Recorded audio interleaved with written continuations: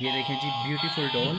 इस्लाम की ये डॉल इस्लाम को अच्छी लगती है। Look at this beautiful doll। हमारे पास एक ब्यूटीफुल डॉल है और हमारे पास ये जो डॉल है ना हम इसको बहुत प्यार से समझते हैं। और ये देखिए कैसा बहुत अच्छा और खूबसूरत गाना गाती है।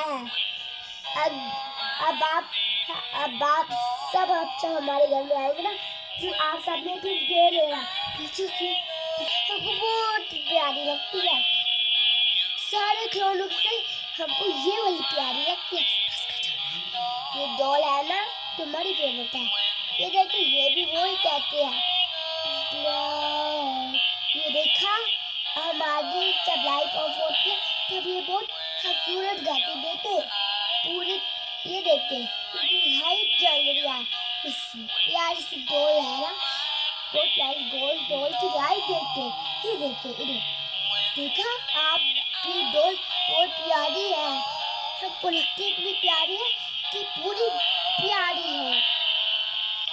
अच्छा अब हम आपको बाद में और बताएंगे। अभी अल्लाह हाफिज। और तमाम दोस्त चैनल को सब्सक्राइब कर दें।